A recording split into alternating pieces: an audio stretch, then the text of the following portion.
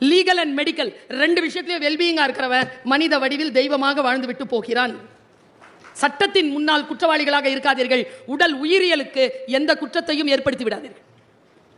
சுய மற்றும் சமூக ஒழுக்கம். தவறு செய்தால் என்ன நடக்கும் தெரியுமா? நான் பெண், என் மகனோ என் கணவனோ என் தாய் தந்தையோ என்னுடைய அண்ணனோ தம்பியோ தங்கையோ அக்காவோ யாரையும் தவறு செய்துவிட்டு என்னிடத்தில் வந்து மன்னிப்பு கேட்டால் நான் மன்னிப்பேன். ஆனால் பிரபஞ்ச ரகசியம் என்ன தெரியுமா? மனிதர்கள் தான் மன்னிப்பார்கள். நீங்கள் செய்த குற்றங்கள், நீங்கள் செய்த தவறுகள் உங்களை மன்னிப்பதே இல்லை, உங்களை திரும்பி வந்துகிட்டே இருக்கும். இதை புரிந்து கொண்டால் தெய்வமாகலாம். தத்தம் கருமமே கட்டளை கல். அப்பா, தமிழ் கட்டளை கல்லுன்ட்டான். உன்னுடைய கட்டளை கல் உன் கர்மம் தான், நீ செய்யும் வினை தான் சொல்லிட்டான்.